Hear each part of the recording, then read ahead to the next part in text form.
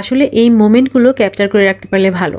যখন একাকী থাকবেন তখন দেখবেন এই ভিডিওগুলো দেখে মুখে হাসি ফুটবে।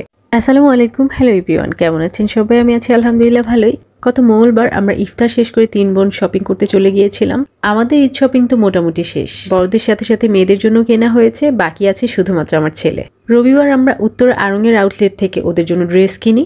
সেদিন এত বেশি ভিড় ছিল আমি আমার ছেলের জন্য কিনতে পারিনি, সো আজকে ওর জন্য কিনতে চলে এসেছি। আলহামদুলিল্লাহ আজকে ভিড় তুলনামূলকভাবে কম ছিল। ভেতরে ক্যামেরা অ্যালাউ করে না, সো আমি মোবাইল অফ করে দিয়েছি।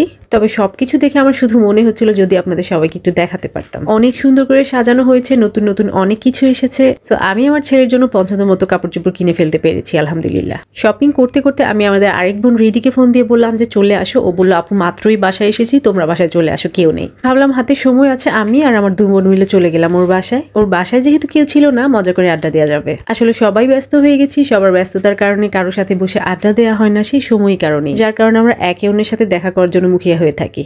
এই যে আমরা ওর বাসায় চলে এসেছি। ওর বাসাটা মাশাআল্লাহ সুন্দর। ঘরে আসার সাথে সাথে ওর কথা থাকে যে আপু তোমরা কিন্তু যাওয়ার জন্য হুড়োহুড়ি করবে না। আমরা ওর ঘরে চলে আসলাম, তারপর 4 বোন মিলে টুকটাক ফটো সেশন করলাম। আসলে এই মোমেন্টগুলো ক্যাপচার করে রাখতে পারলে ভালো। যখন একাকী থাকবেন তখন দেখবেন এই ভিডিওগুলো দেখে মুখে হাসি ফুটবে। এখানে আমার এক বোন রাগামাটি থাকে, বাকি আমরা 3 জনই ঢাকায় থাকলেও খুব মাঝে সাঝেই দেখা হয়।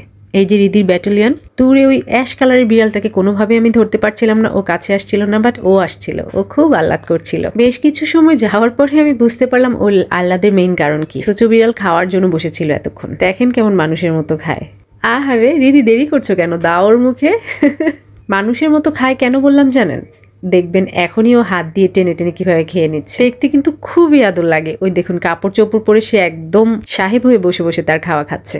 বিড়াল আমি ছোটবেলা থেকে ভালোবাসি। আল্লাহ যে ওদের চোখে মুখে এত মায়া দিয়েছেন মাশাআল্লাহ। পৃথিবীর আর কোনো প্রাণীর চোখে এত মায়া আছে নাকি আমি জানি না, তবে হ্যাঁ কুকুরের চোখে মুখে আমার ভীষণ মায়া মনে হয়। হাত দিয়ে টেনে টেনে সে খেয়ে নিচ্ছে, কোনোভাবেই একটু ছুটা যাবে না, সম্পূর্ণটা শেষ করতে হবে। খুবই আদর লাগছে দেখতে, তাই না? আমি আসলে বিড়াল ভীষণ ভালোবাসি। যাই হোক, ওর খাবার মোটামুটি শেষ। এবার আমরা 4 জন মিলে একটু আড্ডা দেব।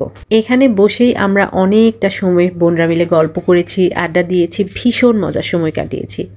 এরপর আমরা টুকিটাকি খাবার খেয়েছি। রিদি ইটালিয়ান কিছু ডিশ অর্ডার করেছিল, ছিল লাসানিয়া, আরও ছিল ভীষণ মজার টুনা ফিশের স্যান্ডউইচ, যেটা আমার বাচ্চার বাবা প্রায় সময় আমাদের বাবুর জন্য বানান। আমার হাজব্যান্ডের হাতে স্যান্ডউইচ কিন্তু মজা, কেউ বুঝতেই পারবে না যে ঘরে বানানো। খেতে বসেছি আর আমাদের বাসা থেকে ফোন আসা শুরু হয়েছে, কখন আসবা, জলদি করো, তোমাদের বাবুরা জ্বালায়।